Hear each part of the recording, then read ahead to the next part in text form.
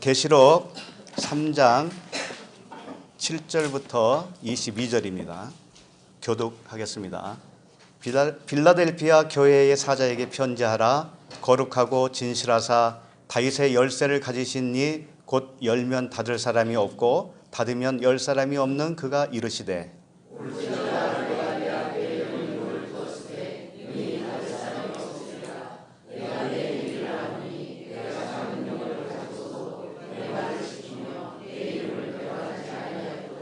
보라, 사탄의 회당 곧 자칭 유대인이라 하나 그렇지 아니하고 거짓말하는 자들 중에서 몇을 내어주어 그들로 와서 내 발 앞에 절하게 하고 내가 너를 사랑하는 줄을 알게 하리라.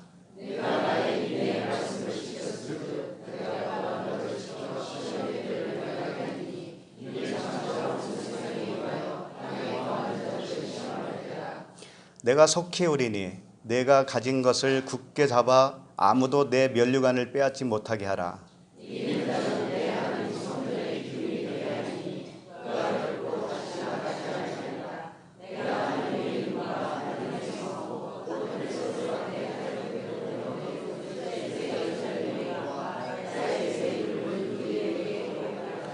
귀 있는 자는 성령이 교회들에게 하시는 말씀을 들을지어다.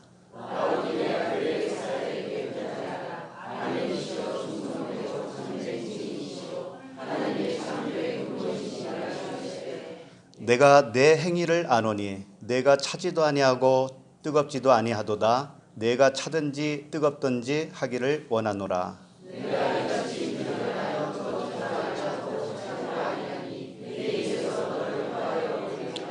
내가 말하기를 나는 부자라 부여하여 부족한 것이 없다 하나 내 공고한 것과 가련한 것과 가난한 것과 눈먼 것과 벌거벗은 것을 알지 못하는도다.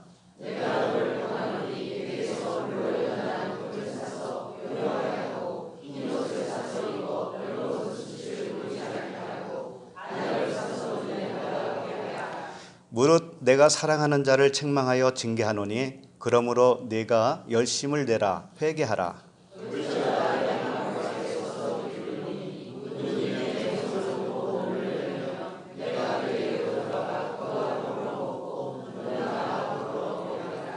이기는 그에게는 내가 내 보좌에 앉게 하여 주기를 내가 이기고 아버지 보좌에 함께 앉은 것과 같이 하리라. 귀 있는 자는 성령이 교회들에게 하시는 말씀을 들을지어다. 아멘.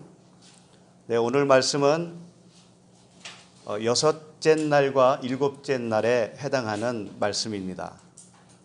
빌라델피아 교회 여섯째 날이에요. 여섯째 날인데 빌라델피아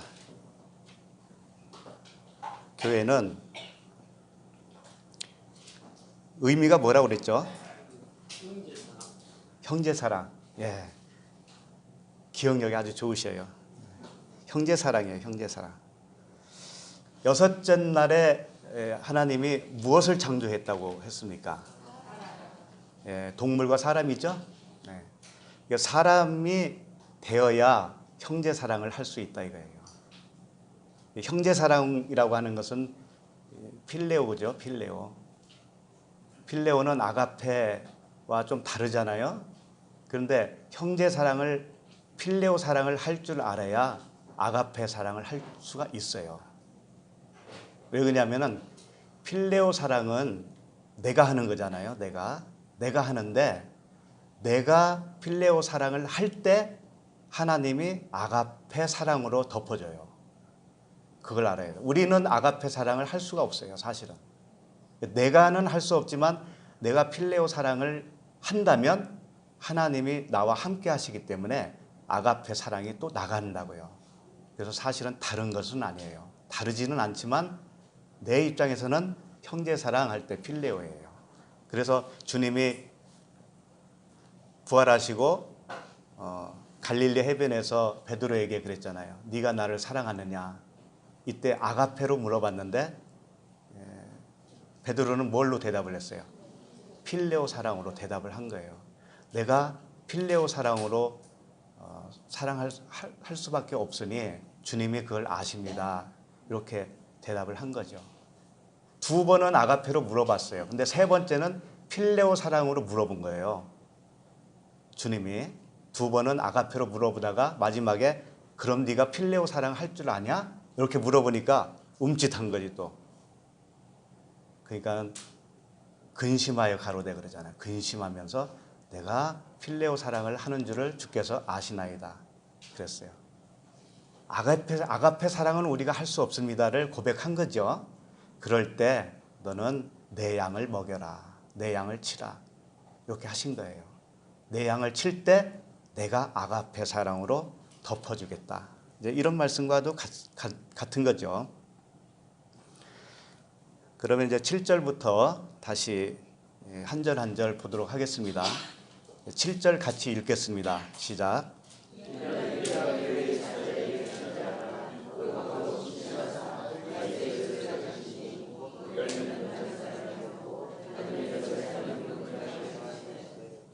네, 빌라델피아 교회에게 뭐라고 말씀을 하시냐면은 다윗의 열쇠를 가지신 자가 이르시되 이렇게 말씀하셔요. 다윗의 열쇠를 가지신 자가 누굴까요? 예수 그리스도시죠. 그런데 왜 예수 그리스도를 다윗의 열쇠를 가진 자라고 표현을 하고 있을까요? 어떤 의미가 있을까요? 열면 닫을 사람이 없고 닫으면 열 사람이 없다. 이거죠. 그러니까 다윗의 열쇠를 가진 자는 다윗은 아니에요. 다윗은 아니고 다윗이 살고 있는 궁전을 맡고 있는 그 집사가 있다고요. 그 집을 관리하는 관리자가 있어요. 그 관리자가 무엇을 가지고 있을까요? 열쇠를 가지고 있어요. 그래서 그 관리자가 열쇠로 열면 누군가가 닫을 사람이 없어요. 그 관리자만 열쇠를 가지고 있기 때문에 이것은 모형으로 보여주시는 거예요. 그리스도의 그 권세를 보여주시고 계신 거예요. 그러니까 다윗은 하나님이라고 봤을 때 다윗의 집에 열쇠를 가진 자는 누구냐면 그리스도가 되는 거예요. 그리스도만이 열 수 있고 닫을 수 있다. 이걸 모형적으로 성경에 기록이 되어 있어요. 그 부분을 좀 찾아보도록 하겠습니다. 이사야 22장 15절이에요. 이사야서 22장 15절 보시면 주 만군의 여호와께서 이르시되 너는 가서 그 국고를 맡고 왕궁 맡은 자 셈나를 보고 이르기를 내가 여기와 무슨 관계가 있느냐 여기에 누가 있기에 여기서 너를 위하여 묘시를 팠느냐 높은 곳에 자기를 위하여 묘시를 팠고 반석에 자기를 위하여 처소를 쪼아내었더라. 나 여호와가 너를 단단히 결박하고 장사같이 세게 던지며 반드시 너를 모질게 감싸서 공같이 광막한 곳에 던질 것이라. 주인의 집에 수치를 끼치는 너여 내가 그곳에서 죽겠고 내 영광의 수레도 거기에 있으리라. 내가 너를 내 관직에서 쫓아내며 내 지위에서 낮추리니 그날에 내가 hil기야의 아들 내 종 엘리야김을 불러 내 옷을 그에게 입히며 내 띠를 그에게 띠며 힘있게 하고 내 정권을 그의 손에 맡기리니 그가 예루살렘 주민과 유다의 집의 아버지가 될 것이며 내가 또 다윗의 집의 열쇠를 그의 어깨에 두리니 그가 열면 닫을 자가 없겠고 닫으면 열 자가 없으리로다. 이 무슨 말씀인지 이해가 가십니까?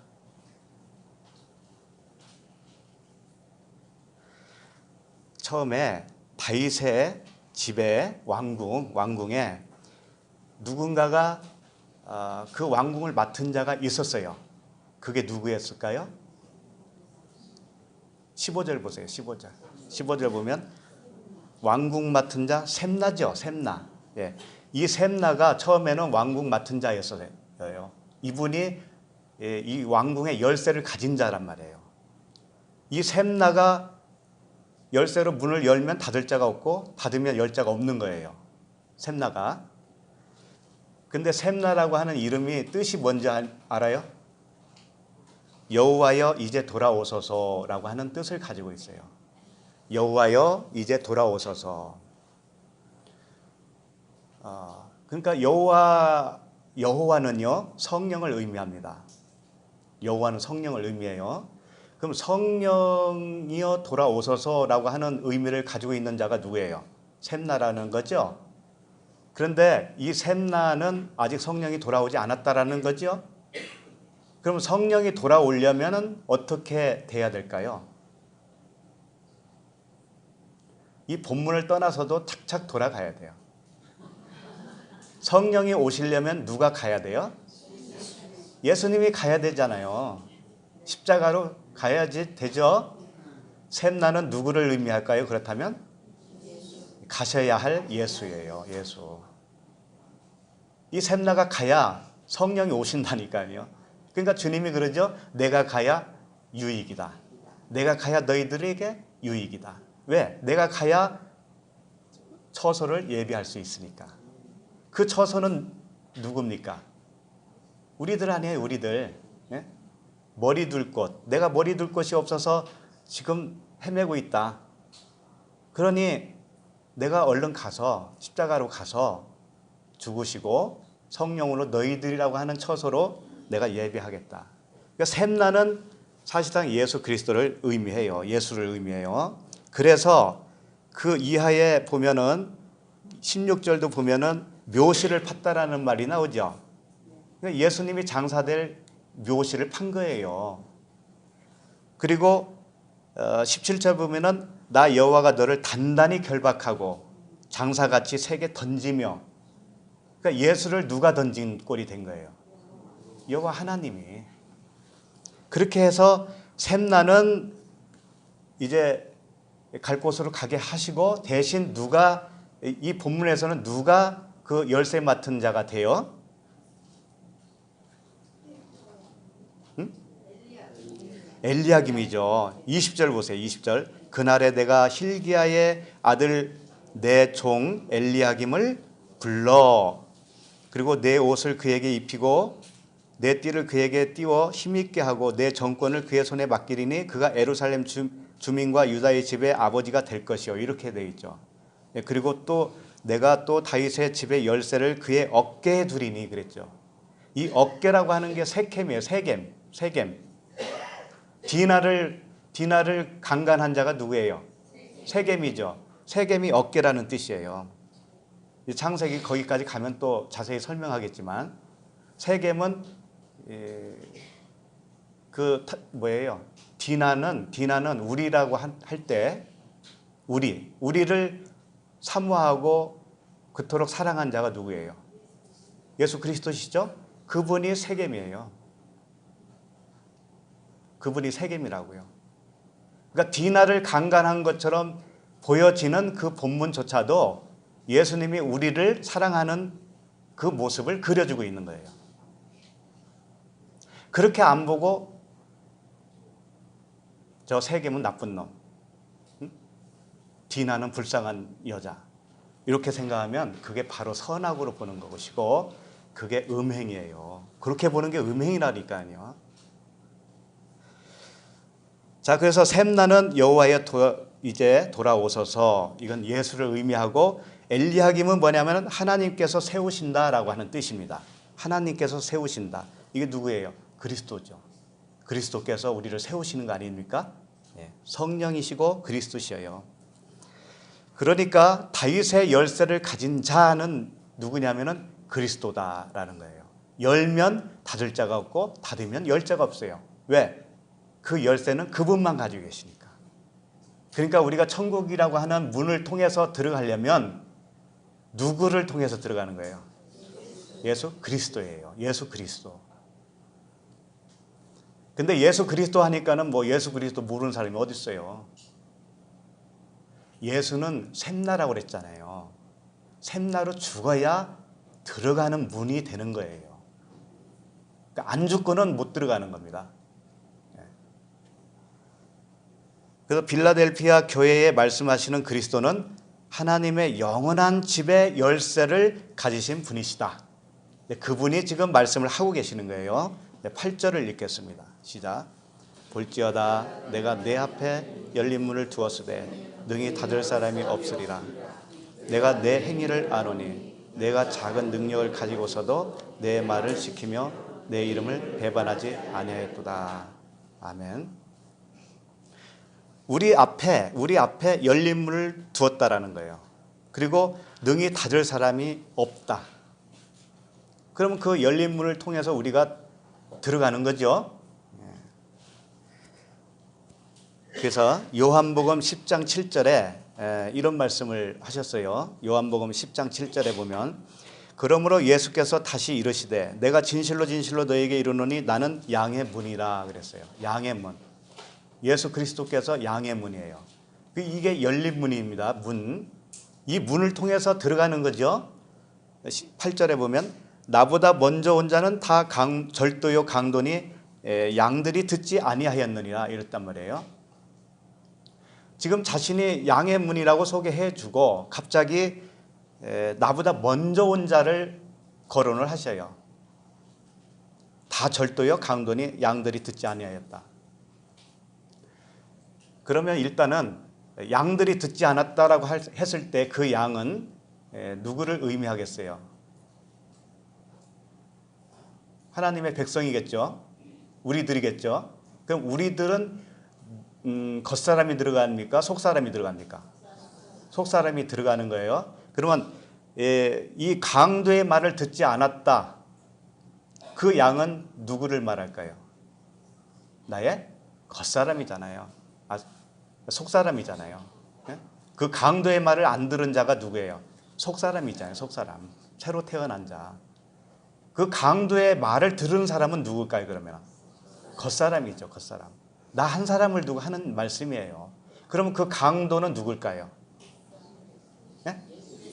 예, 내 겉사람이 듣게 되는 그 주인, 그분이 강도입니다. 강도. 그러니까 예수예요. 예수. 예수는 강도로 오시는 것이고 그리스도는 우리를 살리는 양의 문으로 오시는 거예요. 그렇게 해서 강도를 먼저 여기서 말씀하시는 이유는 뭐냐면 자기를 따르는 자, 겉사람 있잖아요. 우리는 율법으로 지음되었단 말이에요. 그분이 율법으로 오셔서 율법으로 살고 있는 나와 하나가 되어져요. 그래서 그걸 강도와 하나가 짝짝꿍 되는 겁니다. 예수님이 강도 오셔요. 그 강도를 따르는 나도 짝짝꿍 되는 거 아닙니까? 그래서 어디로 가요? 십자가로 가잖아요. 십자가로. 그래서 예수와 함께 십자가에서 죽는 거예요. 그렇게 되면 그리스도가 문을 활짝 연 꼴이 되는 거예요. 이제는. 그리스도가 문을 활짝 열어요. 왜 여느냐면 예수님이 돌아가실 때 어떤 일이 발생하던가요? 휘장이 위로부터 아래로 찢어졌죠. 이게 예수 육체를 의미하고 있어요. 그러니까 문이 활짝 열렸잖아요. 이제는.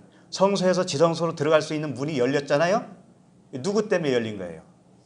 예수의 육체가 죽은 것으로 열리는 거잖아요. 그렇게 해서 열어놨다 이거예요. 열어놨다. 그러면 그 닫을 자는 있어요? 없어요? 그 닫을 자는 없어요. 근데 만약에 예수님이 육체를 입고 다시 오죠? 그럼 닫히는 거예요. 그렇게 되면. 그걸 원하십니까? 아니죠.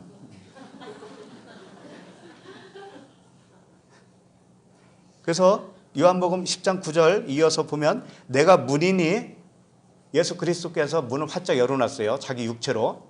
내가 문이니 누구든지 나로 말미암아 들어가면 구원을 받고 또는 들어가며 나오며 꼴을 얻으리라. 들어가며 나오며 꼴을 얻는다는 의미는 뭐냐면 이제는 경계가 사라진 거예요. 처음에 문 안으로 들어가기 전에는 율법 아래에 갇혀 있었죠. 이게 성소에 들어있는 꼴이에요. 성소. 그런데 이제 성소에서 지성소로 들어가야 되는데 휘장이 딱 찢어졌죠. 휘장이 거쳤단 말이에요. 그러면 문이 활짝 열린 것이니 성소와 지성소의 경계가 있어요, 없어요? 없어졌잖아요. 그러니까 들어가며 나오며 항상 꼴을 먹어요. 그 사람은. 예, 그 문으로 들어간 자는 항상 꼴을 먹는 거예요. 성소와 지성소가 사라졌어요. 하나가 돼버렸어요. 하나가. 그러니까 능히 닫을 사람이 없어요.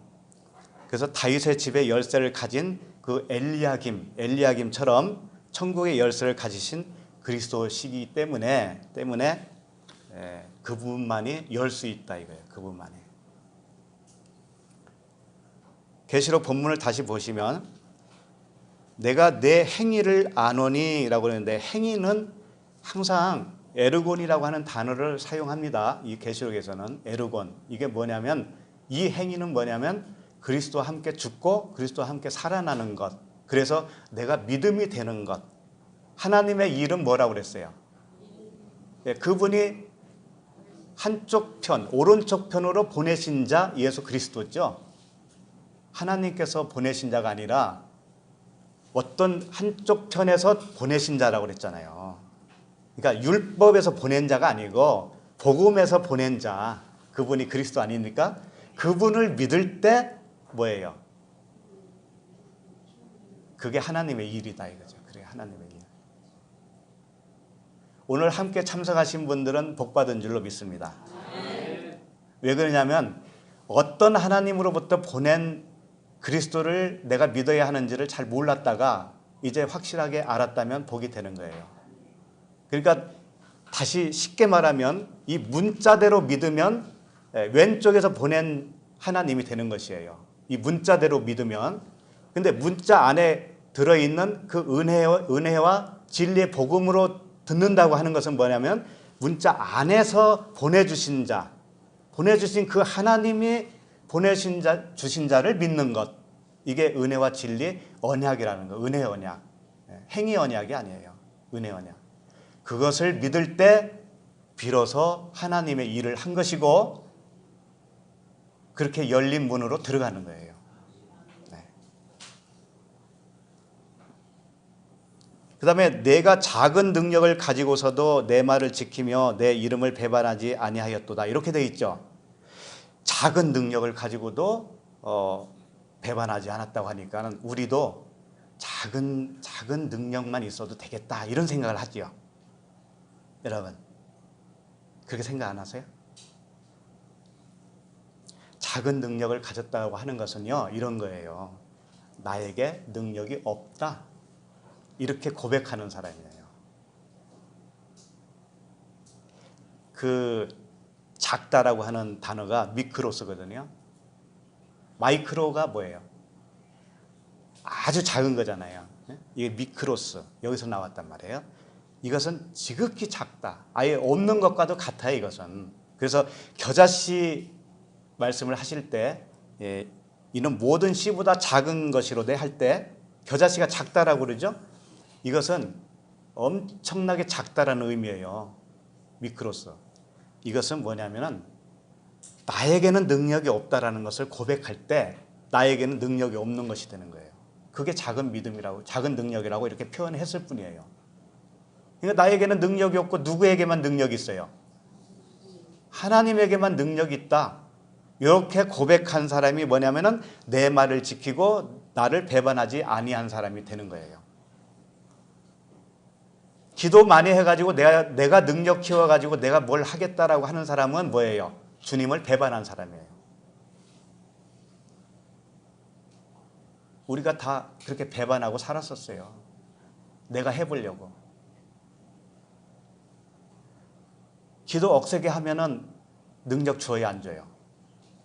능력 줍니다. 근데 어떤 쪽에 하나님이 능력을 주실까요? 왼쪽에 계신 분. 문자대로 주시는 분. 네. 그걸 받고 깜빡 속아요. 그거 받고. 이제는 돌이켜야 돼요.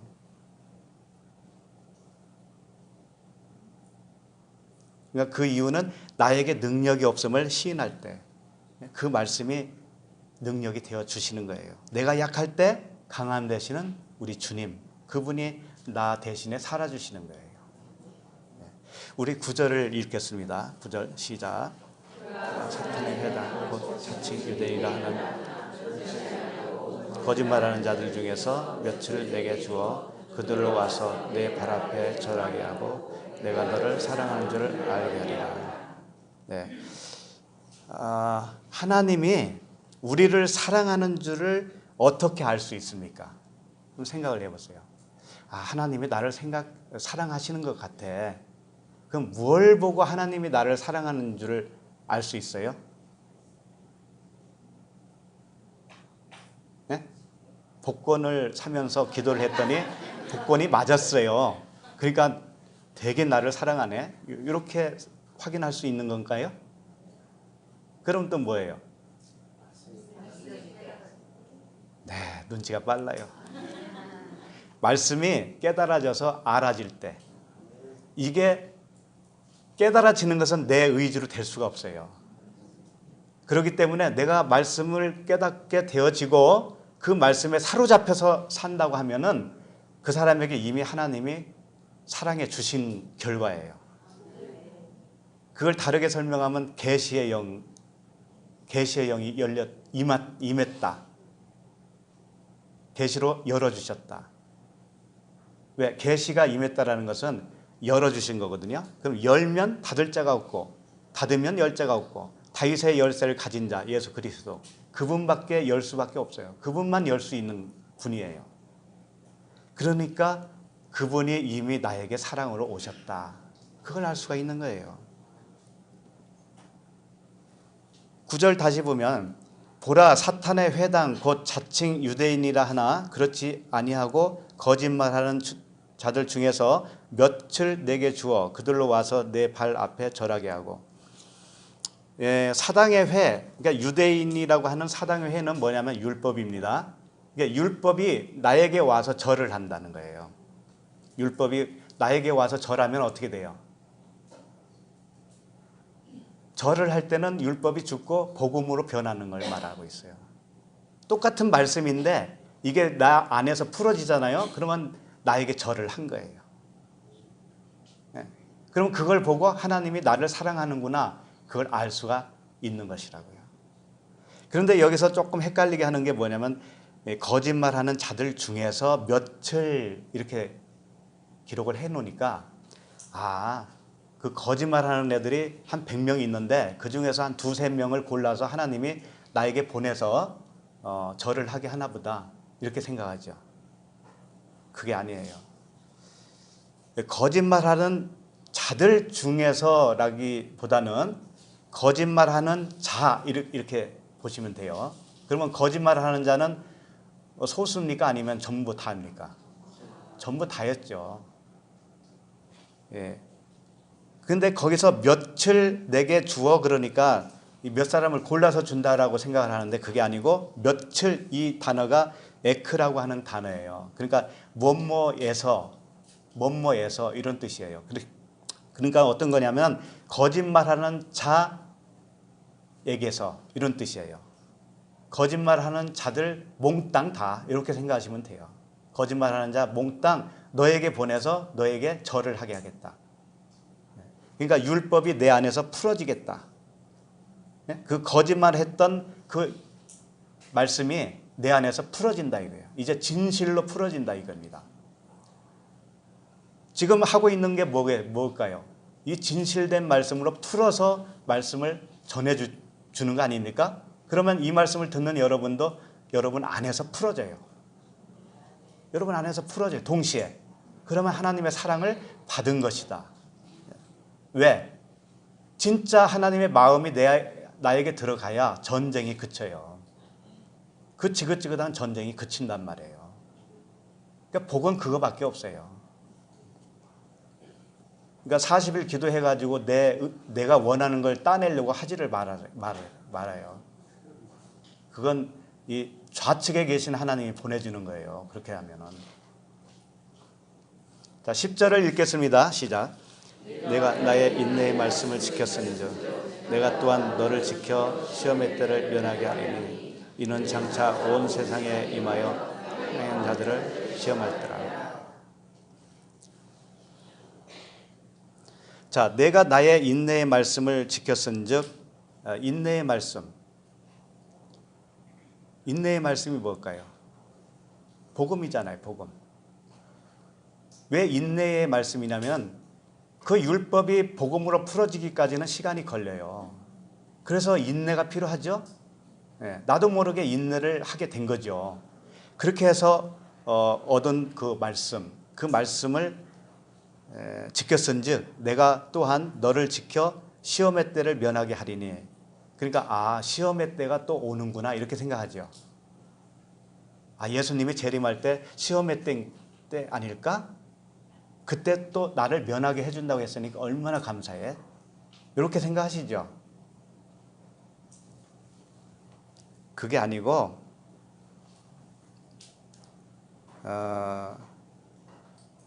그 밑에 거기까지 읽어봐야 되겠어. 이는 장차 온 세상에 임하여 땅에 거하는 자들을 시험할 때라.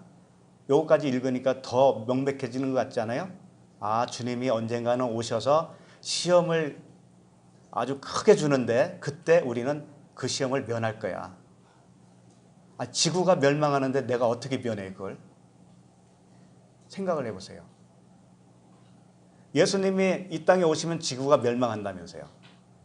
그러면 나만 어떻게 면할 수가 있어요? 예수 믿는 사람만? 말이 안 되잖아요. 폭탄이 터졌는데 옆 사람은 죽고 나는 안 죽을 수 있어요? 말이 안 되죠. 세월호에 죽은 그 희생자들만 해도 믿는 사람만 살든가요? 네? 아니잖아요. 근데 어떻게 지구 멸망인데 나만 어떻게 피할 수 있어요? 그러니까 지구 멸망이 아니라는 말씀을 제가 드리는 겁니다, 지금. 그런 거 믿지 말라고 힘줘서 말씀드리고 있는 거예요. 시험의 때도 내 안에서 일어나는 거예요. 내 안에서. 다 내 안에서. 내가 살아있는 동안에.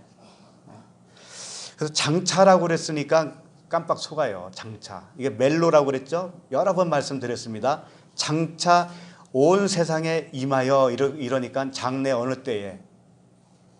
이렇게 생각하는데 이 말씀이 기록한 다음에 지금 2000년이 흘렀잖아요. 근데도 아직도 그렇게는 안 오셨단 말이에요. 그게 장차가 아니고 멜로는 뭐냐면 곧이라는 뜻이에요. 지금 곧 이런 뜻이에요. 지금 곧 현재형으로 쓰여 있어요. 지금 곧 그 시험의 때가 온다 이거죠. 지금 곧. 그리고 온 세상이라고 그랬는데 이 세상이 사실은 이 코스모스라고 하는 단어 또는 개라고 하는 땅이 있죠. 땅을 개라고 그래요. 헬라어로. 그러니까 세상을 개로 표현할 때도 있고 땅을 개라고 표현할 때도 있어요. 개를 같은 단어를 가지고. 그런데 여기서 온 세상 할 때 이 세상은 코스모스도 아니고 개도 아니에요. 그럼 무엇로 돼 있을까? 오이쿠메네라고 하는 단어예요. 오이쿠메네. 이게 무슨 뜻이냐면 아직 복음이 그러니까 율법에서 복음으로 전환되지 않은 세상을 말하고 있어요. 율법 안에 갇혀 있는 세상을 오이쿠메네라고 그러는 거예요. 그러니까 온 세상에 임하여 땅에 거하는 자들을 시험할 때라고 하는 것은 뭐냐면 아직 율법 아래에 갇혀 있어서 복음을 모르는 사람들에게 시험을 주는 거예요. 왜 시험을 줄까요? 우리 학교 다닐 때 시험을 치잖아요. 시험을 치는 이유가 뭐죠? 정답을 가르쳐 주려고 하는 거예요. 그 목적은. 내가 틀린 거 있잖아요. 틀린 거. 나중에 답을 맞춰보면은 이거 10개나 틀렸네. 근데 이제 맞춰보면 답을 알아요, 몰라요? 네. 그 가르쳐 주려고 시험 치르는 거라니까. 그러니까는 복음을 가르쳐 주기 위해서 시험을 주신다 이겁니다. 네. 감사한 일이죠. 전부 다 복음이에요. 그래서 오이쿠메네는 복음이 아직 전해져야 할 그런 세상을 의미하는 단어다. 이렇게 아시면 되겠습니다. 그래서 마태복음 24장 14절에 이런 말씀이 있어요. 이 천국 복음이 모든 민족에게 증언되기 위하여 온 세상에 전파되리니. 이 천국 복음이 온 세상에 전파되어야 되니. 이 온 세상이 뭐냐면 오이쿠메네라고 하는 단어라는 거죠. 그제야 끝이 오리라 그랬어요. 온 세상에 전파돼야 그제야 끝이 온다. 이 말씀도 문자대로 받으면 어떻게 돼요? 온 세상, 지구, 이 땅덩어리 온 세상, 땅끝까지 이르러 증인이 되어서 복음이 전파되어지면 그때 지구가 끝이구나. 그렇게 한다니까요. 나에게 있어서 내가 복음에 갇혀 있잖아요. 그러면 오이쿠메네라고 하는 온 세상이 되는 거예요. 내가 온 세상이에요. 그러면 나에게 시험이 와서 복음이 무엇인가를 내가 깨닫게 되면 그때 끝이 오는 거예요. 무슨 끝이 올까요? 그 오이쿠메네라고 하는 그 세상은 끝이란 말이에요. 복음이라고 하는, 율법이라고 하는 그 나를 옥으로 갇혀놓은 그 말씀이 그때는 이제 끝이 난다는 말이에요. 감사하죠? 네. 그러니까 잘 사세요. 영양제도 좀 드시고 이 세상 끝은 없으니까. 자, 그래서 우리가 항상 속는 것이 뭐냐면 이 용어거든요. 용어. 예를 들면은 땅 또는 밭 또는 세상 이런 것들을 어떻게 생각하냐면 정말 우리가 땅을 밟고 사는 이 땅으로 생각을 해요. 밭 하면은 밭에다가 상추 심고 하는 그 밭을 생각을 해요. 세상 하면은 우리가 살고 있는 이 세상을 생각을 해요. 근데 성경이 말하는 세상, 땅, 밭 이런 것들은 나의 마음을 말하고 있어요. 마음밭. 주님이 씨를 뿌리는데 어디다 씨를 뿌린다고 그랬어요? 그렇지. 마음밭에다가 뿌린다고 그랬습니다. 그러면 땅이라고 하는 의미도 이 밭이라고 하는 땅이에요. 땅. 똑같아요. 세상도 역시 땅이라고 하는 세상이에요. 내 마음이에요. 마음. 그걸 아시면 전부 다 내 안에서 일어나는 일이라는 것을 이제 부인할 수가 없는 거예요. 그럼 주님이 다시 오신다고 하는 것도 어디에 오시는 거예요? 내 마음에. 네. 그것을 확실치 않으면 헤매게 되어 있다. 그걸 행음하는 자, 간음하는 자.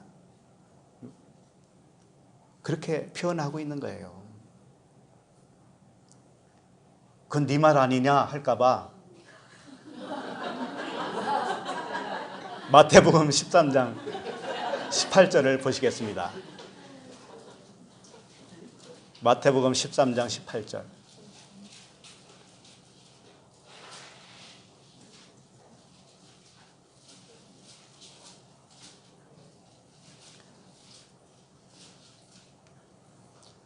마태복음 13장 18절에 보면 그런즉 씨 뿌리는 비유를 들으라. 그러니까 땅, 세상, 밭 이런 것들은 다 비유의 말씀이었다 이거예요. 비유를 들으라. 19절. 아무나 천국 말씀을 듣고 깨닫지 못할 때는 악한 자가 와서 그 마음에 뿌려진 것을 빼앗나니 이는 곧 길가에 뿌려진 자요. 좋은 땅에 뿌려졌다는 것은 말씀을 듣고 깨닫는 자니. 좋은 땅이 나오죠?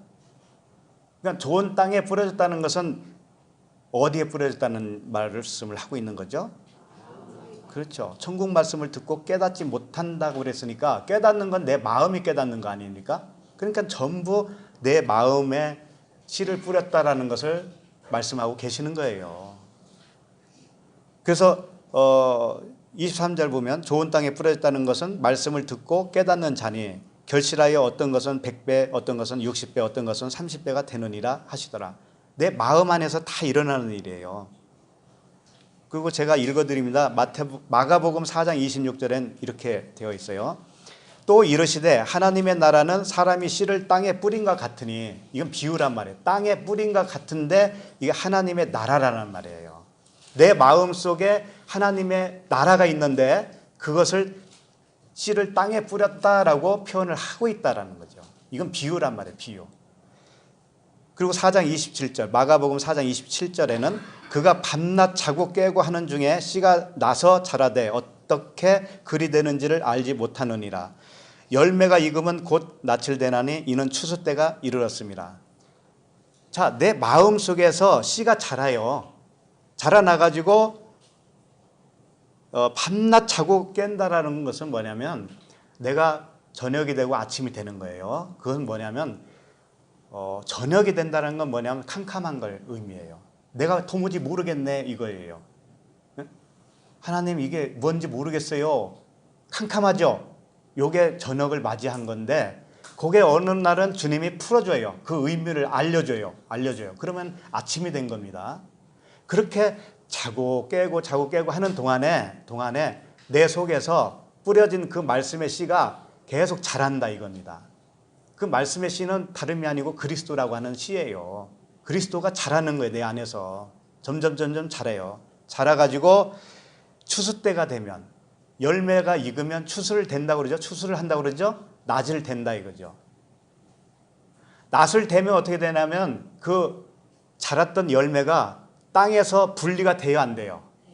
되죠. 그것은 뭐냐면 내가 이제는 땅적인 존재가 아니고 하늘적인 존재가 된다 이런 의미예요. 그러면 그것이 추수를 한 거예요. 추수를 한 거예요. 말하자면 가나안 땅에 딱 들어가면 그것이 추수한 거예요. 하나님이 나를 추수한 거예요. 그러니까 추수꾼들이 교회에 들어가 가지고 사살사살 해서 빼내가고 하는 그 추수꾼이 있었죠. 그건 내 안에서 일어나는 겁니까? 내 밖에서 일어나는 겁니까? 밖에서. 그 사람들도 몰라요. 지금 모르고 하는 일을 한다고. 내 안에서 일어나는 일을 하나님이 말씀하셨는데 그분들이라고 하고 싶지도 않아요. 걔네들은 도대체 말귀를 못 알아듣는 애들이에요. 근데 어떤 많은 교회들보다 좀 나은 구석도 있다라니까요. 그러니 많은 교회들이 얼마나 엉터리입니까? 그들보다 걔네들이 나을 정도니까. 참, 또 끄떡끄떡 하시는 분도 계시네. 갔다 왔으니까 알거든. 갔다 왔어요.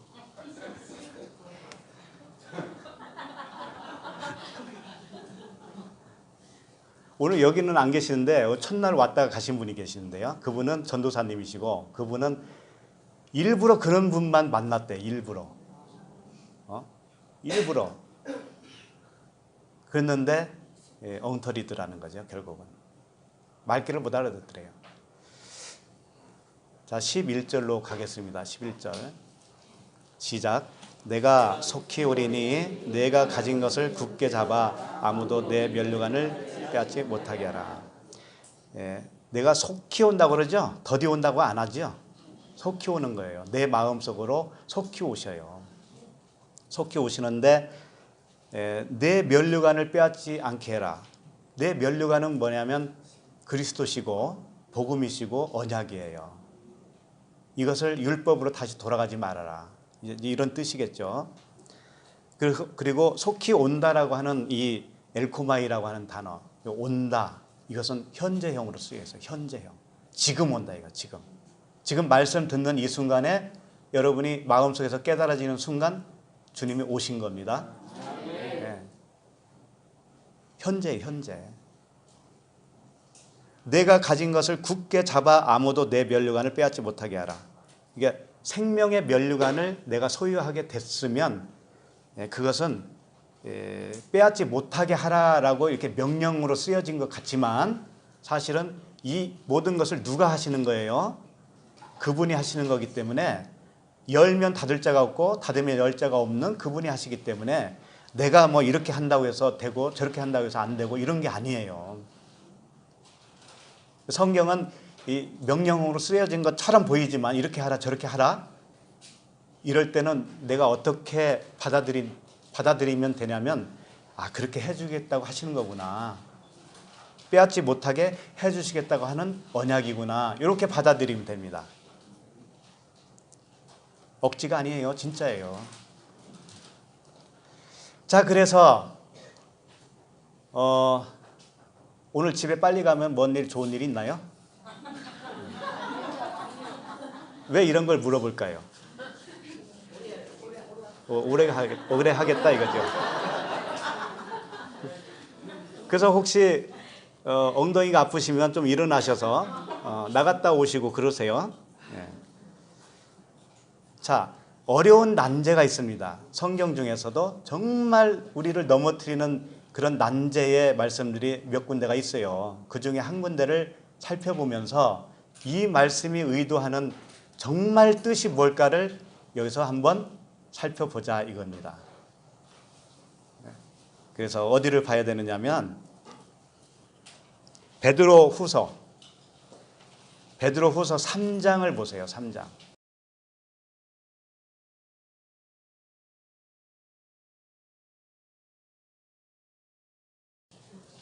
베드로후서 3장 1절부터 13절까지만 천천히 읽으면서 무슨 내용인지를 좀 일단 감을 잡아보세요. 찾으셨어요? 네. 자, 1절부터 시작.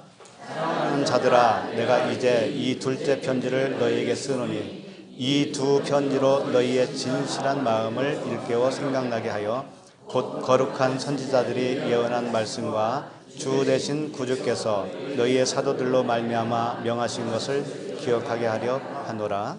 먼저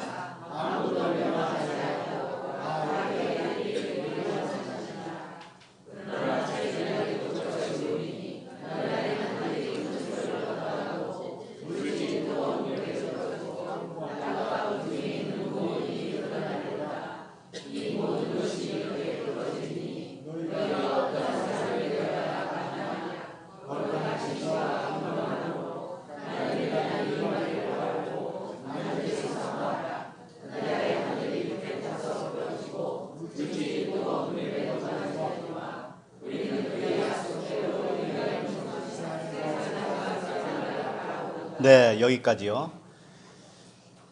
이 말씀은 소위 말해서 주님의 재림에 대한 말씀이죠. 재림. 그래서 제일 13절에 보면 새 하늘과 새 땅을 바라본다 이겁니다. 그래서 예수님이 눈에 보이도록 이 세상에 오시면 이 지구가 다 멸망하고 이 처음 땅과 처음 하늘이 다 사라지고 새 하늘과 새 땅이 생긴다. 이렇게 말씀하신 것처럼 보여요. 그래서 우리는 새 하늘과 새 땅에서 영원히 주님과 함께 살 거다.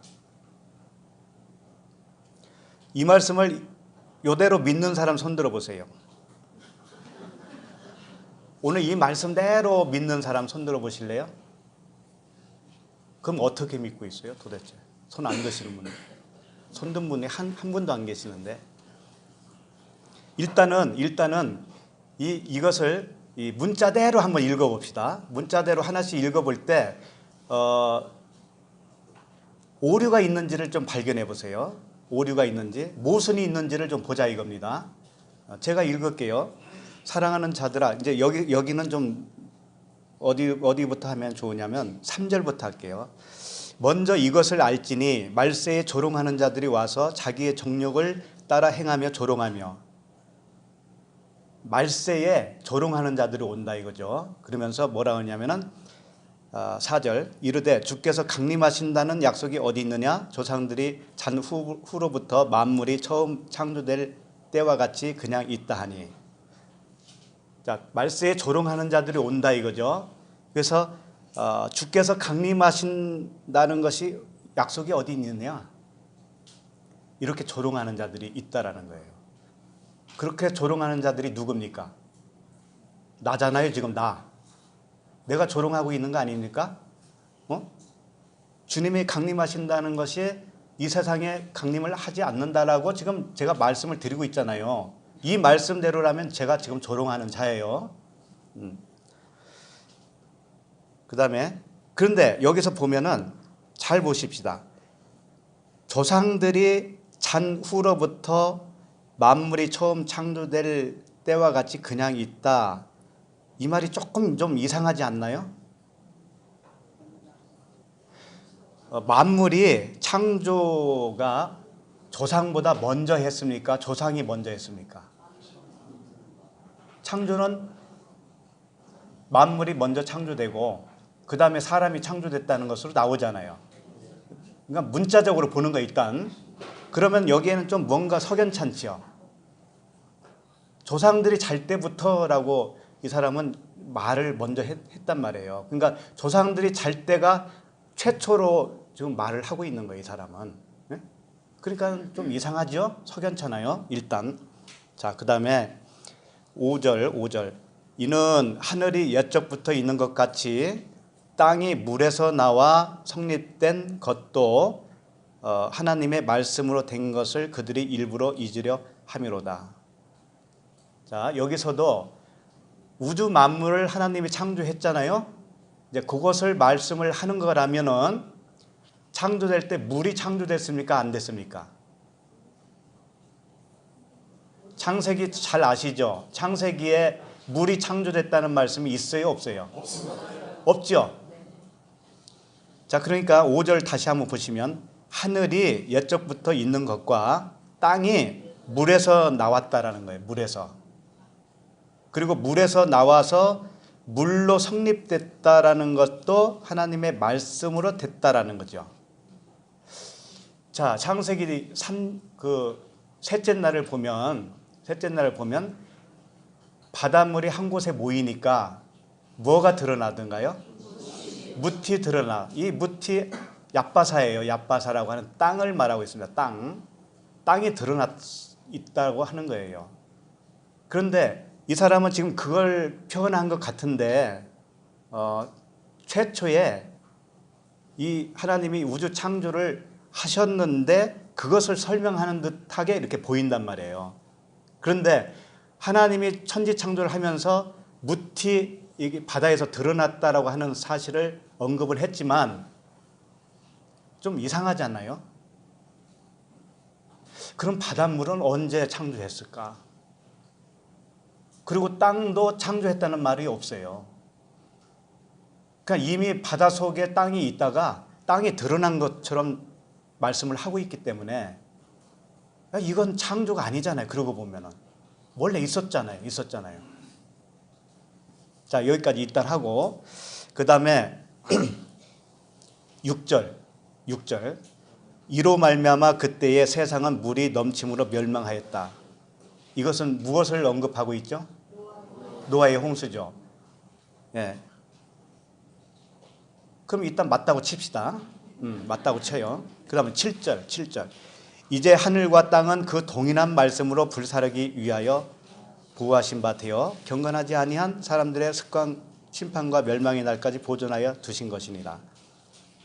자, 노아의 방주에서 물로 심판한 것 같이 이제는 불로 심판한다는 말씀이죠. 자, 그러면 불로 심판을 하는데 언제 심판한다는 거죠? 언제인지는 모르지만 그 멸망시킬 그 날까지 보존하고 있다는 거. 보존하고 있다. 자, 그러면 문자적으로 보면 2000년이 지난 지금까지도 그 불을 하나님이 보관하고 있다는 말씀이죠. 그러면 경건하지 않은 사람이 2000년 동안 한 사람도 없었습니까? 그럼 경건하지 않은 사람들은 언제 심판해요? 2000년 동안에 경건하지 않은 사람들이 그냥 죽었을 거 아닙니까? 그냥 죽었잖아요. 그런데 그러면 3000년 후에 오신다고 생각을 해보면 3000년 후에 오실 때 그때 경건치 않은 사람만 심판받는 거죠. 그럼 그 안에 죽은 사람들은 어떻게 하냐 이거예요. 그 안에 죽은 사람들은 심판도 안 받고 그냥 죽었네. 그럼 겨우 그 멸망시키려고 오는 시점에 살아있는 사람, 그 사람들만 멸망시킨다는 말씀이 되죠. 그러면 이건 뭔가 좀 석연치 않잖아요. 불공평하잖아요. 불공평. 그렇잖아요. 그러니까 일단 문자적으로 봤을 때 이렇게 좀 아리까리하다 이거지요. 자, 그다음에 8절. 사랑하는 자들아, 주께는 하루가 천년 같고 천년이 하루 같다는 이 한 가지를 잊지 마라.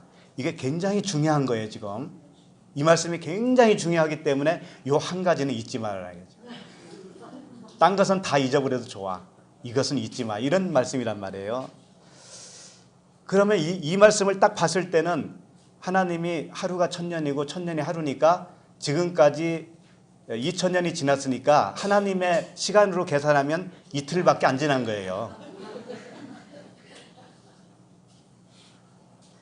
그런 말씀이죠.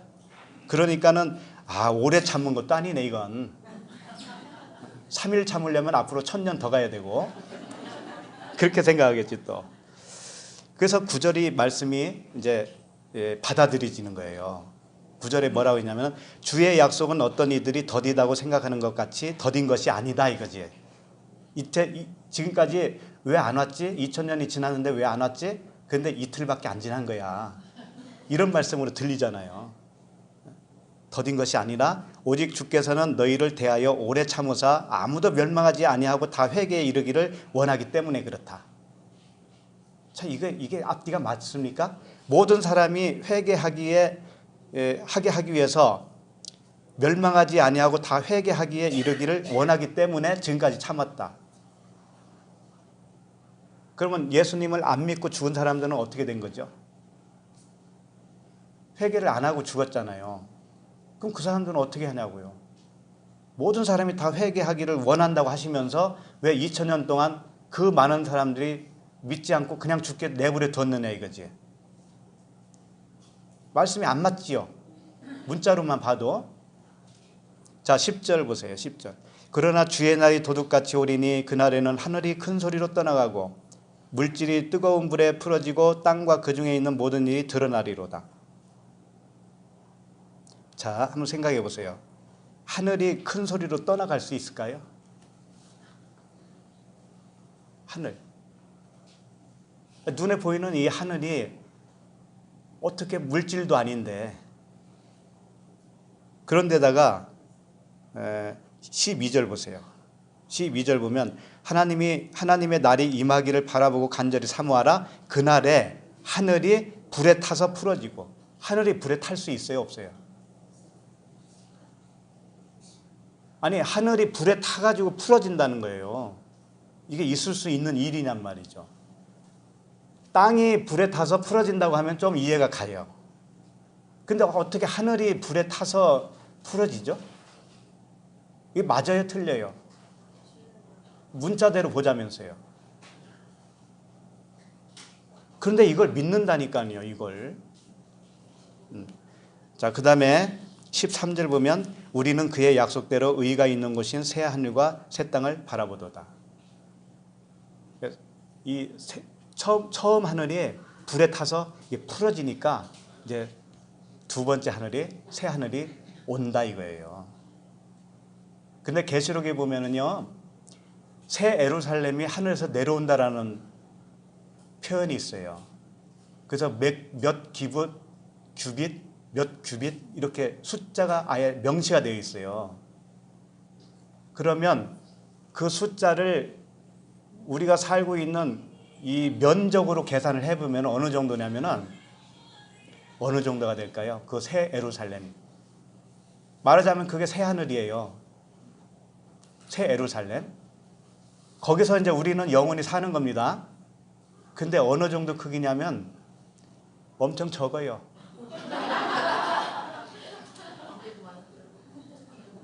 이 건물보다는 커요. 지금 60여 명 앉아 있어도 꽉 차는데 거기에 어떻게 지구상에 그동안에 수많은 사람들이 다 죽었잖아요. 그 사람들이 천국 갔다고 하는데 그 사람들이 거기서 어떻게 다 살아요? 말도 안 되잖아요. 말도. 그러면 이제 진짜 하고 싶은 말을 해야 되잖아요. 그러면 1절부터 다시 봐야 돼요. 이제 진짜 하고 싶은 말씀을 드리는 거예요, 이제는. 자, 이 겉으로 보면 천지 창조, 우주 창조로 일단은 전제를 놓고 말씀을 하는 것처럼 보이죠. 창세기 첫 강의부터 들으신 분들은 다 아실 거지만 창세기에서 그 천지 창조는 무엇을 창조한 내용이죠? 나잖아요. 나 한 사람. 예수 그리스도를 통해서 창조되는 나를 말하고 있습니다. 그렇다면 이 말씀도 동일하게 그 차원으로 봐야 맞다라는 거죠. 나라고 하는 내 속에 천국을 건설하는 내용을 여기에 상징적으로 비유적으로 써놨다. 일단 그걸 아시면 이제 80점은 먹고 들어가는 거예요.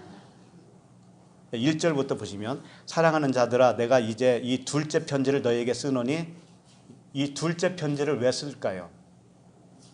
첫 번째 편지는 물세례예요. 두 번째 편지는 불세례.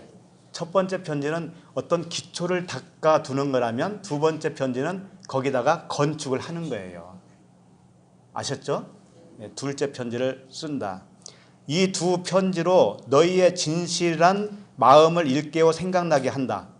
이 둘째 편지를 주는 이유는 뭐냐면은 진실한 마음을 일깨워 생각나게 하겠다라고 하는 목표가 있어요. 그러면 첫 번째 편지에는 이런 일이 있었다라는 거예요? 없었다라는 거예요? 없었다라는 거예요. 그러니까 진실한 마음을 일깨워 생각나게 한다고 할 때 이 진실하다고 하는 그 단어가 에일리 크리네스예요. 이게 무슨 뜻이냐면 구별해서 진실한 마음이 뭐냐면 구별된 마음이다 이거죠. 그럼 구별된 것이 뭐냐면 율법과 복음이 구별되었다 이런 뜻이에요. 율법이 뭐고 그 은혜와 진리가 무엇인가를 정확하게 알았다. 이게 진실이란 말이에요. 이 진실. 이 말을 이 진실된 마음을 너희들이 잘 몰랐기 때문에 이 편지를 통해서 구별을 시켜주겠다. 율법과 복음을 구별시켜주겠다. 이런 의미를 가지고 있다고요. 그러니까 이건 내 마음 속의 말씀이지 밖의 일이 아니라는 거예요. 이 첫 번째 1절부터 그 말씀을 하고 있어요. 그러면 그 다음은 안 봐도 뻔해요, 사실은. 근데 안 믿으니까 봐야지. 어쩔 수 없어요. 오늘 제주도 못 가도 어쩔 수 없어요.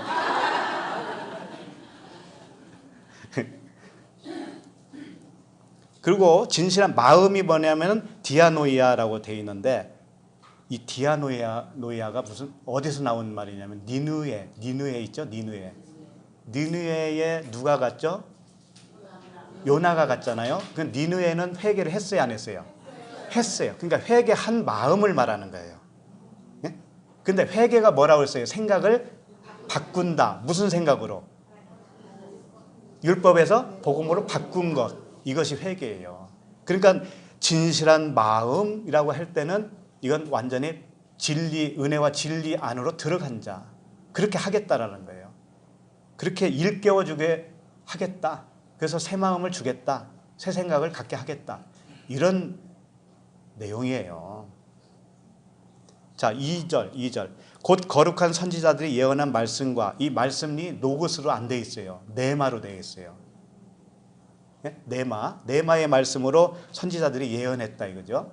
이것을 주신 구주께서 너희의 사도들로 말미암아 명하신 것을 기억나게 하려 하노라.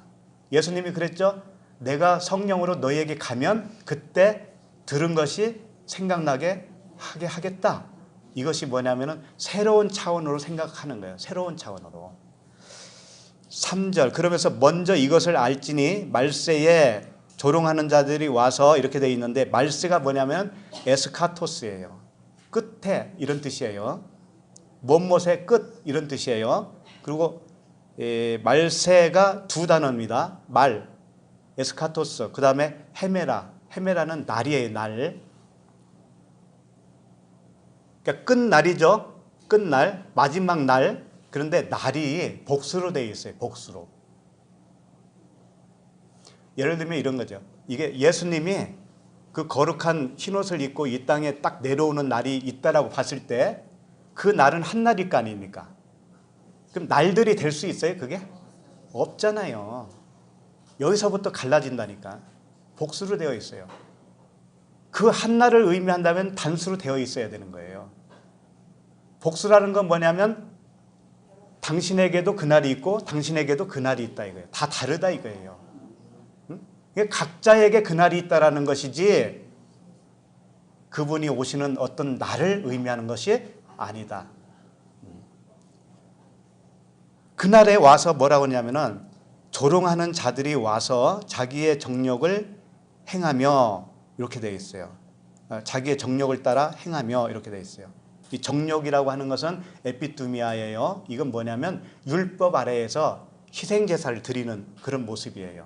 그러니까 이 사람은 누구냐면 율법 아래에 갇혀서 복음을 전혀 알지 못하는 사람이란 말이에요. 그 사람이 온다. 그게 누구에게 있는 거예요? 나에게 있다. 내가 진리, 은혜와 진리로 거듭나기 이전까지 나. 복음에 갇혀 있을 때 나. 근데 그때는 이제 그렇게 가다가 끝날 날이 온다 이거예요. 나에게. 끝날 날이. 끝날 때쯤 해서 이제 불평을 하는 거예요.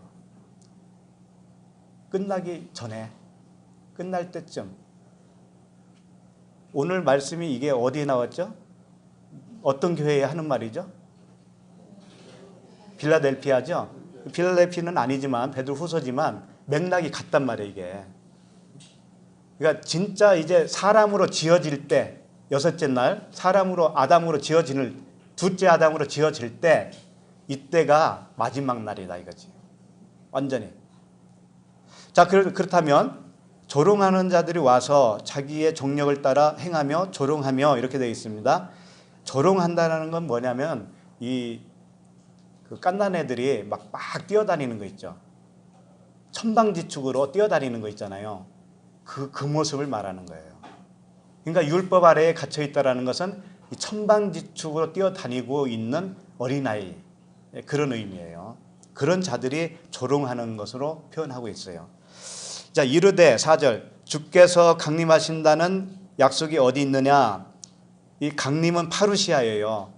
어떤 외부에서 나에게 들어온다는 의미의 단어가 아니고 내 안에서 출현하는 거예요. 내 안에서 원래 계셨는데 가만히 숨어 계시다가 갑자기 딱 나타나시는 거예요. 출현하는 거예요. 이게 파루시아예요. 파루시아. 강림, 임재. 그리스도의 임재 들어보셨죠? 임재. 임재는 밖에 계시다가 싹 들어오는 그런 모습이 아니고 원래 계셨어요. 원래 우리에게 빛과 어둠으로 계셨다니까요. 그것이 빛으로 드러날 때 이것을 강림이라고 하는 거예요. 자, 4절 다시 그 강림하신다는 약속이 어디 있느냐? 조상들이 잔 후로부터 만물이 지금 처음 창조될 때와 같이 그냥 있다 하니 이게 무슨 말이냐면은 그 강림하신다고 하는 약속은 있습니까? 없습니까? 있죠. 그런데 그 약속은 내 안에서 일어난다는 약속으로 주셨다라는 거 아시죠? 예, 그런데 이 율법 아래 갇힌 얘들은 뭐라고 하냐면은 그런 강림이 어디 있느냐? 이렇게 말을 하고 있다는 거죠. 내 안에 강림이 일어나는 것인데 그런 강림이 어디 있니? 이렇게 조롱하는 걸 말하는 거예요. 지금 거꾸로 하는 겁니다. 완전히 거꾸로. 이제 그렇게 하면 조상들이 잔 후로부터 만물이 그대로 있다라고 한다고 그랬잖아요. 이 조상이 뭐냐면은 이 조상이라고 하는 단어가 파테르예요. 파테르가 뭐냐면 아버지라고요. 아버지. 그럼 아버지는 무슨 개념을 가지고 있다고 그랬죠? 율법 성전, 겉성전. 그럼 겉성전이 잤다라고 하는 것은 누가 죽었다라고 하는 의미죠? 예수가. 예수께서 나를 가리켜 뭐라고 그래요? 성전이라고 그랬잖아. 성전. 예? 너희들이 성전을 헐라 이랬잖아요. 3일 만에 내가 다시 세우겠다. 그러면서 자기 육체를 가르쳐 한 것이다 라고 했잖아요. 그러니까 조상이 잤다라는 것은 누가 죽은 거예요? 예수가 죽은 거예요. 예수가 죽은 뒤부터 지금까지 그리스도의 강림이 어디 있느냐 이렇게 조롱을 하고 있다라니까요.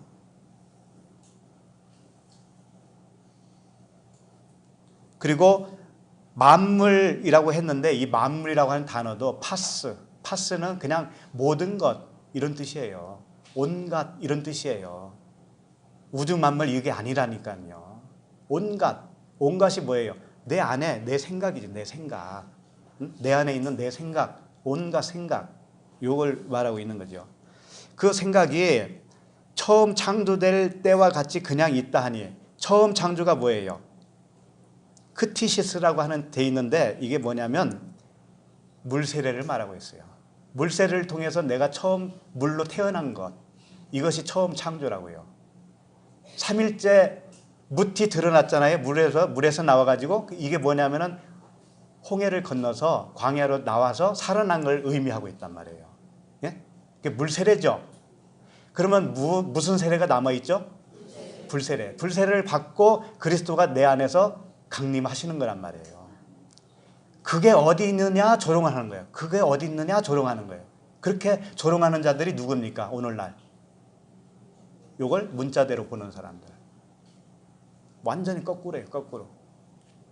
자, 5절. 이는 하늘이 옛적부터 있는 것과 같이 할 때 이 하늘은 무엇을 의미할까요? 하늘은 말씀입니다. 말씀. 처음에 무슨 말씀으로 우리에게 임하죠? 율법의 말씀. 율법의 말씀이 처음 하늘이에요. 처음 하늘.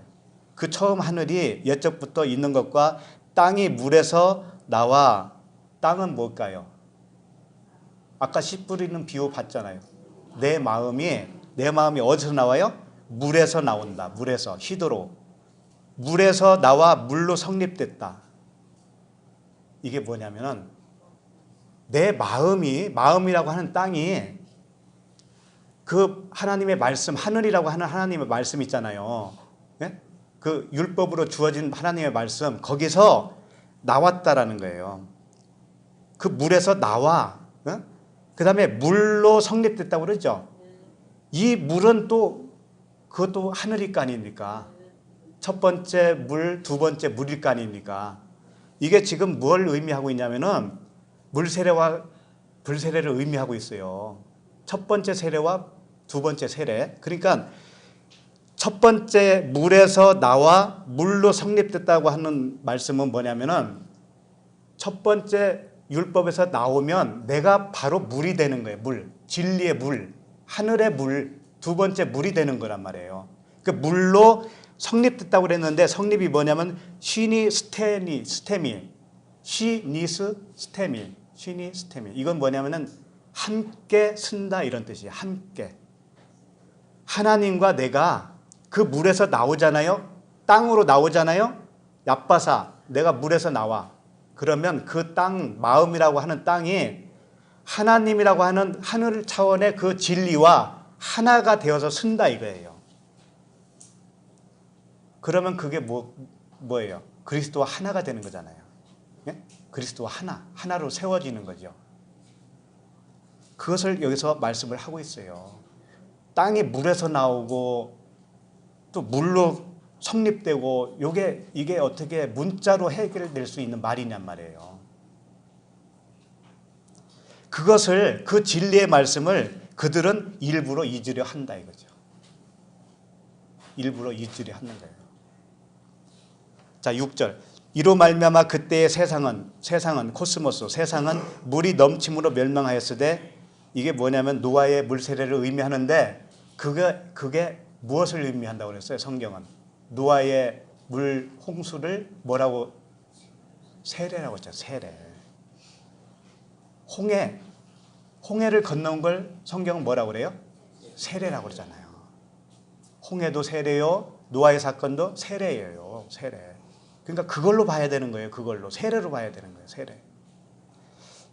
그러니까 이로 말미암아 그때의 세상은 물이 넘침으로 멸망하였을 때는 실질적으로 이 세상에 노아의 홍수 때 멸망한 거 그걸 말하는 게 아니라 내 속에 내 마음이 그 물 하나님의 말씀으로 넘쳐서 내가 죽어서 세례를 받고 죽어서 살아난 것, 이것을 말씀하고 있다 이거예요. 이걸 듣지 않으면 도대체 알 수 있어요? 없어요? 없어요. 이거 안 들으면 모른다니까.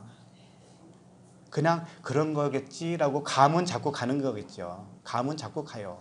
근데 증명을 해야 되잖아요. 증명을. 자, 6절 했습니다. 7절. 이제 하늘과 땅은 그 동일한 말씀으로 불사르기 위하여 보호하신 바 되어 경건하지 아니한 사람들의 심판과 멸망의 날까지 보존하여 두신 것이니라. 어제도 살펴봤지만 그리스도를 믿는 자는 심판을 받는다고 해요? 안 받는다고 그래요? 안 받는다고 그러죠. 그러면 여기서 경건하지 아니한 자는 심판을 받아야 되죠. 그러면 어떻게 하면 심판을 안 받을 수가 있죠? 그리스도를 믿으면이잖아요. 믿으면. 그럼 믿는 것이 뭐라는 거예요? 심판이라는 거죠. 믿는 것이 심판. 그러니까 불로 사르기를 위해서 간직했다라는 의미는 이제 불세례를 의미하는 거예요. 불세례. 그걸 모르니까 땅속에 마그마를 잔뜩 보관하고 있는 거, 이거 언젠가는 일시에 터져가지고 지구가 멸망할 거야. 이런 생각을 하죠. 그 불을 간직해놨다 그러니까. 자, 그 다음에 8절. 사랑하는 자들아, 주께는 하루가 천년 같고 천년이 하루 같다는 이 한 가지를 잊지 말라. 이것은 천년이 길지만 하루 같으니까 기다려라, 기다려라. 이런 의미가 아니란 말이에요. 이 천은 뭐냐면은 이런 것과도 같아요. 다윗이 무슨 제사를 드린 적이 있었죠. 일천번제. 일천번제는 1000마리의 소를 갖다가 제사를 드린 것을 의미할까요? 아니에요. 어떻게 1000마리를 갖다가 제사를 드립니까? 그래가지고 일천번제 새벽기도 해보신 분도 계실 거예요. 일천번제 새벽기도 하면서 봉투에다가 하나씩 넣어가지고 와서 1000번을 하고 나면 네가 원하는 거 다 이루어질 거야. 그렇게 하려면 그렇게 어렵게 합니까? 그냥 무당 찾아가가지고 그냥 한 번에 끝내버리지. 이 천년은, 천이라고 하는 것은 하늘적인 그 날을 의미하는 거예요. 하늘의 그 1년 2년 그 하늘 차원의 그런 거예요. 그래서 천년 왕국, 이것도 뭐예요? 하늘이라고 하는 차원의 그 왕국을 의미하는 것이죠. 그래서 천부장, 백부장, 천부장 이런 거 있죠? 이 천부장은 뭐냐면 하늘적인 존재로 다스리는 자예요. 여러분이 다 천부장이에요. 예. 대답 안 하는 사람 말고.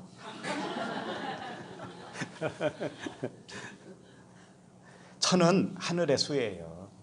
그러니까 이 천이라고 하는 이 하늘의 숫자는 하루와 같다 이거예요. 영원이라고 하는 하루와 같다 이런 말씀을 하신 거예요. 이런 말에 속으면 안 됩니다. 속으면 안 돼요. 자, 9절. 주의 약속은 어떤 이들이 더디다고 생각하는 것 같이 더딘 것이 아니되.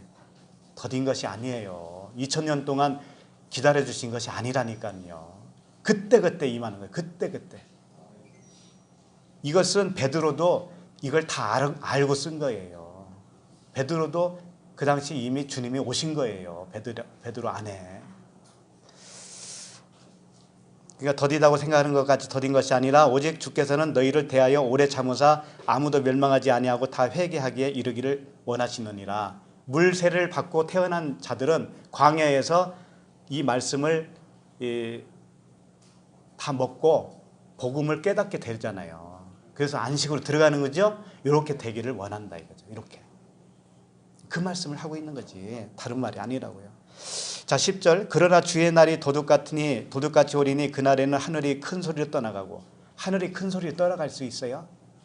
그리고 물질이 뜨거운 물에 풀어지고. 이게 무슨 말이냐면은 물질이 뭐냐면 스토이케이온이라고 하는 단어인데 초등학문이에요. 초등학문.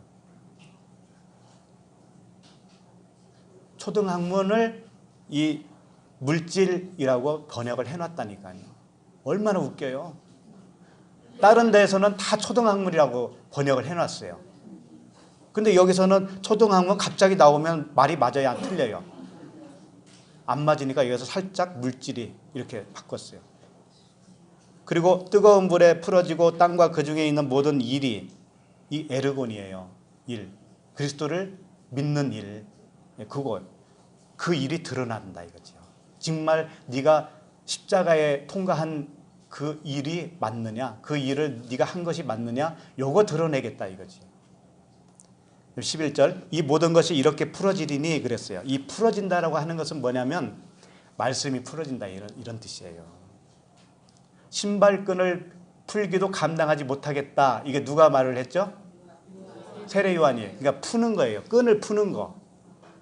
요한은 그 신발끈을 풀 수가 없어요.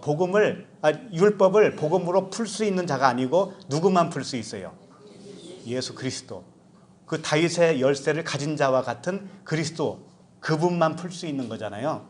그분이 우리에게 계시해 줬다고 하는 것은 그분이 임한 것이고 그분이 풀고 계신 거예요. 그러니까 풀어진다 이거죠. 풀어진다. 거룩한 행실과 경건함으로. 이것도 이 거룩한 하기오스 행실이라고 했을 때 아나스트로페 이렇게 되어 있는데 반대 것을 말하고 있어요.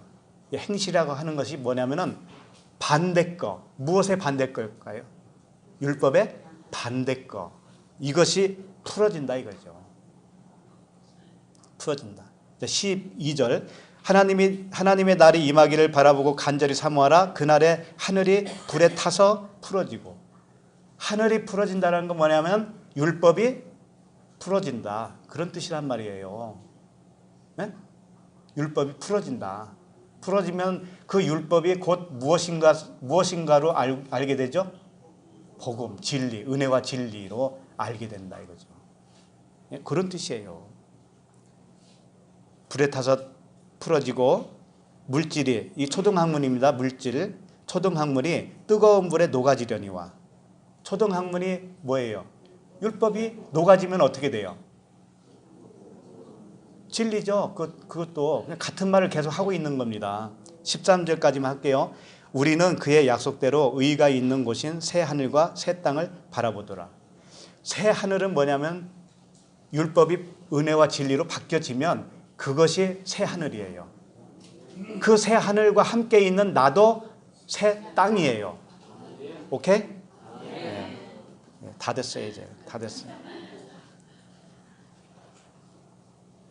예. 자, 오늘 본문 말씀 12절로 가겠습니다. 12절 읽겠습니다. 이기는 자는 내 하나님 성전의 기둥이 되게 하리니 그가 결코 다시 나가지 아니하리라. 내가 하나님의 이름과 하나님의 성 곧 하늘에서 내 하나님께로 내려오는 새 예루살렘의 이름과 나의 새 이름을 그 위에 기록하리라. 이기는 자는 내 하나님의 성전의 기둥이 되게 하겠다고 그랬는데 이 기둥이 뭐냐면은요. 디모데전서 3장 15절에 보면 만일 내가 지체하면 너로 하여금 하나님의 집에서 어떻게 행하여야 할지를 알게 하려 함이니 이 집은 살아계신 하나님의 교회. 이 집은 하나님의 살아계신 교회요 진리의 기둥의 터니라. 기둥이 뭐라고요? 진리의 기둥. 예. 그러니까 이기는 자는 진리의 기둥이 되는 거예요. 이기는 자. 성전의 기둥이 진리라는 거예요. 진리. 자, 13절을 읽겠습니다. 귀 있는 자는 성령이 교회들에게 하시는 말씀을 들을지어다. 들을 귀만 있는 자만 이것을 알아먹어요. 그래서 진리의 기둥이 된다 이거죠. 자, 14절도 가겠습니다. 읽겠습니다. 라오디게아 교회의 사자에게 편지하라. 아멘이시여 충성되고 참된 증인이시여.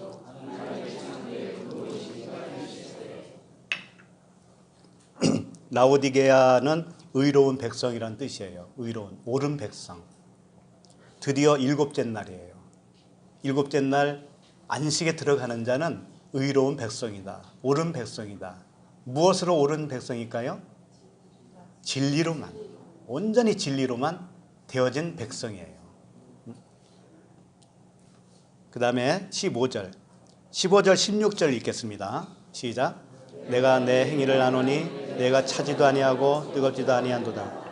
내가 차든지 뜨겁든지 하기를 원하노라.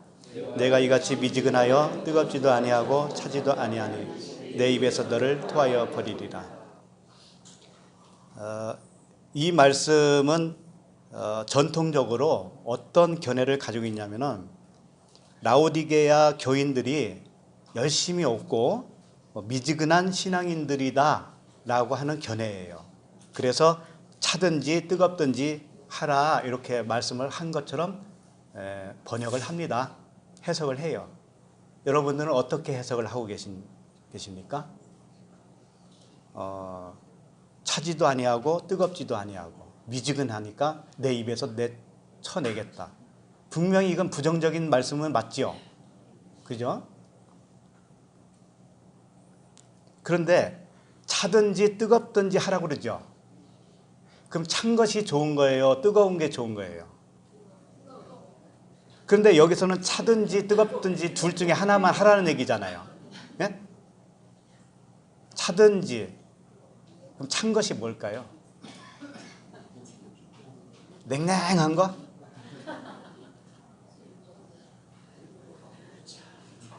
차든지 이것도 좋다 이거지. 차든지 아니면 뜨겁든지 뜨거운 것도 좋다는 거잖아요. 미지근한 것만 안 좋다는 얘기잖아요 지금. 미지근한 것만 안 좋아. 그럼 도대체 이게 무슨 말일까? 이게 안 풀려가지고요 저도 기도했어요. 그랬더니 풀어지더라고. 주님이 해주시니까. 예, 역사적 배경으로 이것을 해석가들은 접근을 해요. 어떻게 접근하냐면 라오디게아 그 당시에 라오디게아는 물사정이 안 좋았다 이거예요. 물사정이 안 좋아서 골로새라고 하는 인근 지역에서 물을 끌어다가 수로를 만들어 가지고 끌어다가 썼다 이거예요. 근데 거기서 처음에는 찬물이었는데 오는 동안 다 식어 가지고 어떻게 됐다? 미지근하게 됐다. 그 다음에 헤아라볼리라고 하는 지역이 있어요. 거기서 한 16km 떨어졌다고 그래요. 헤아라볼리. 거기서 온천이 나온대요. 온천. 뜨거운 물이에요. 뜨거운 물. 근데 그것도 수로를 만들어서 16km까지 오다 보니까 식어가지고 미지근했어요. 이렇게 된 거예요. 그러니까 미지근한 건 안 돼. 차든지 덥든지 그 믿음이 좀 확실해야지 이런 말씀으로 해석을 합니다. 이게 도대체 이게 무슨 진리입니까 이게? 그렇잖아요. 그 신앙의 열정이 없고 미지근하면 주님의 입에서 토하여 버리겠대. 주님의 입에서 토하면 구원입니까? 안 구원입니까? 안 구원이죠. 근데 구원 받았다가 안 구원이 될 수 있어요? 없어요? 없잖아요. 이게 도대체 뭘까? 그래서 차다고 하는 의미가 그 단어가 뭐냐면 푸시크로스라고 하는 단어인데 이 푸시크로스 이것은 이 성경에 딱 두 군데만 나와요. 그래서 이제 슬슬 풀어야 되니까 한 군데가 어디서 딱 한 번 나오냐면 차다고 하는 의미가 마태복음 10장 42절에 나옵니다. 마태복음 10장 42절에 또 누구든지 제자의 이름으로 이 작은 자 중 하나에게 냉수 한 그릇을 주는 자는 내가 진실로 너희에게 이르노니 그 사람이 결단코 상을 잃지 아니하리라 하시니라. 여기서 냉수가 뭐냐면 푸시크로스라고 되어 있어요. 근데 이 냉수 한 그릇만 있으면 어떻다는 거예요? 결단코 상을 잃지 않는다. 그러니까 이 냉수는 분명히 진리를 말하고 있죠. 내가 진리를 소유하고 있으면 내가 냉수 한 그릇을 가지고 있는 자예요. 근데 왜 하필이면 냉수라고 이 찬물로 표현을 하고 있을까? 왜 찬물로 표현하고 있을까? 좀 뜨거운 물 주면 안 되나? 나는 미지근한 물이 좋더라고요. 그래서 찬물 빼서 그 옆에 뜨거운 물에다 딱 해요. 이렇게 섞어요. 그러면은 미지근한 물이 돼요. 그거 먹기가 제일 좋더라고요. 이 말씀을 보면 맨날 주님의 입에서 내쳤지 뭐.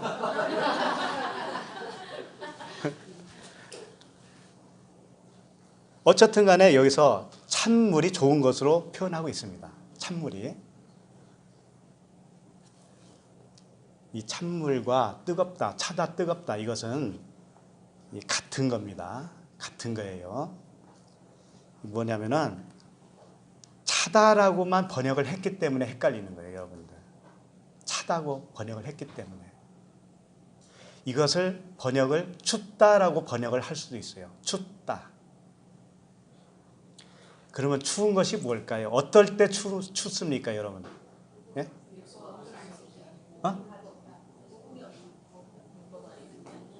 오늘 저 반바지 반팔 입고 주무시다가 추워요, 안 추웠어요? 밤에 추웠죠. 예. 벌거벗으면 더 추워요, 안 추워요? 그렇죠. 벌거벗으면 추운 거예요. 그러니까 차든지 하라고 하는 것은 뭐냐면 네가 벌거벗어라, 이런 뜻이에요. 이제 좀 감이 오시죠? 그럼 뜨겁든지는 뭘까요? 어? 옷을 껴 있는 거? 거기에 대한 열쇠가 그 다음 절에 다 나와 있습니다. 다른 데 볼 거 없어요. 자, 다음 절 17절 18절을 보겠습니다. 시작. 내가 말하기를 나는 부자라 하여 부족한 것이 없다 하나 내 공부한 것과 가련한 것과 가난한 것과 눈먼 것과 벌거벗은 것을 알지 못하는도다. 내가 너를 권하노니 내게서 불로 연단한 금을 사서 부유하게 하고 흰옷을 사서 입어 벌거벗은 수치를 보이지 않게 하고 안약을 사서 눈에 발라 보게 하라. 자, 17절은 이 찬 것이 무엇인가를 설명하고 있고요. 18절은 뜨거운 것이 무언가를 설명하고 있어요. 자, 그러면 17절에 뭐냐면 가련한, 공부한 것, 가련한 것, 가난한 것, 눈먼 것, 이게 뭐냐면 벌거벗은 것이에요. 그럼 벌거벗으면 추워요, 안 추워요? 그래, 그 말씀을 하고 있다. 벌거벗었다고 하는 것은 뭐냐면 내가 가련한 것, 내가 가난한 것을 알아차린 것이죠. 네? 나에게 생명이, 내 스스로는 생명을 만들어낼 수 없구나. 주님이 아니면 나는 살 수가 없구나 라는 것을 발견했을 때 뭐예요? 벌거벗은 거잖아요. 그러니까 춥죠. 그걸 말씀하고 있다. 그 다음에 뜨겁다라고 하는 건 뭐냐? 18절. 불로 연단한 금을 사서 부유하게 하라. 흰옷을 사서 입어 벌거벗은 수치를 보이지 않게 하라. 안약을 사서 눈에 발라 보게 하라. 이게 뭐냐면 불로 연단하다가 뭐예요? 불세례잖아요. 불세례. 그러니까 불세례를 받아라. 한마디로 말하면 은혜와 진리의 말씀으로 다시 회개하라, 이겁니다. 그것이 뜨겁다라고 하는 거예요. 뜨겁다. 그걸 모형으로 주기 위해서 불 받은 사람들 있죠. 기도하다가 불 받죠. 가슴이 막 뜨거워지기도 하죠. 이런 것들이 다 모형이라는 거예요. 모형. 모형이에요. 불 받으면 이렇게 뜨거운 거야 라는 것을 가르쳐 주기 위해서 잠깐 하나님이 해주시는 거예요. 그렇게 뜨거웠다고 해서 그 사람이 진리를 알까요? 모를까요? 몰라요. 그러니까 불세례는 뭐냐면 말씀 세례를 의미하는 거예요. 예, 말씀이 들어와야 돼요. 그러니까 차지도 덥지도 하지 말라. 뭐라고 그랬죠? 쉽게 말하면 미지근하지 말라, 그런 거죠. 차든지 덥든지는 뭐냐면 둘 중에 하나 하면 두 개 다 한 거예요. 벌거벗은 것을 알면 춥죠. 그러면 그 불세례 받아서 그렇게 된 거 아닙니까? 그러니까 똑같은 거죠. 두 가지 똑같은 거예요. 불세례를 받았어요. 말씀 세례를 받았어요. 은혜와 진리를 깨달았어요. 그러면 뜨겁죠? 이것이 뭐예요? 내가 벗었다라는 것을 알게 된 것이죠. 그러면 그것도 또 춘 거잖아요. 찬 거잖아요. 그러니까 한 가지만 잡아도 두 개 다 잡은 것과 같다. 자, 19절을 보겠습니다. 시작. 사랑하는 자를 책망하여 징계하노니 그러므로 내가 열심히 네, 여기서 책망한다고 하는 단어가 엘렌코. 죄에 대하여, 의에 대하여, 심판에 대하여 내가 책망하겠다. 이것은 책망이라고 하는 엘렌코는 야단치는 거라기보다는 가르치는 것을 의미해요. 가르치는 것. 그런데 조건이 있습니다. 성령이 우리 안에 들어왔을 때 이 책망이 일어나요. 밖에 계실 때는 뭐냐면 카타예요. 카타. 책망은 책망인데 뭐냐면 이 기준을 제시해 주는 거예요. 기준을 제시해서 너 지금 미달이지? 너 지금 아직 안 됐지? 이것을 항상 보여주는 거예요. 이 카타라고 하는 단어로 책망이라고 하는 번역을 했지만 그것은 제시하는 거예요. 기준을 제시해 주는 거예요. 근데 이때 일곱째 날 와서 책망을 한다는 말을 여기서 해주시는 겁니다. 이건 뭐냐면은 나에게 들어왔기 때문에 그래요. 이제 성령이 내주했기 때문에 이게 일어날 수가 있는 거예요. 그러니까 안식에 들어오면은 뭐 아무 일도 안 일어나고 뭐 그런 줄 아는데 그게 아니에요. 계속적인 가르침이 있단 말이에요. 그래서 히브리서 12장 6절에는 주께서 그 사랑하시는 자를 징계하시고 그가 받아들이는 아들마다 채찍질 하십니다. 징계를 하는 거예요. 책망을 하는 거예요.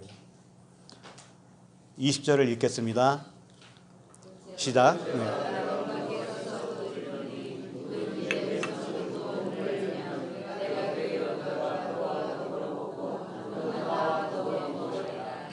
네. 네.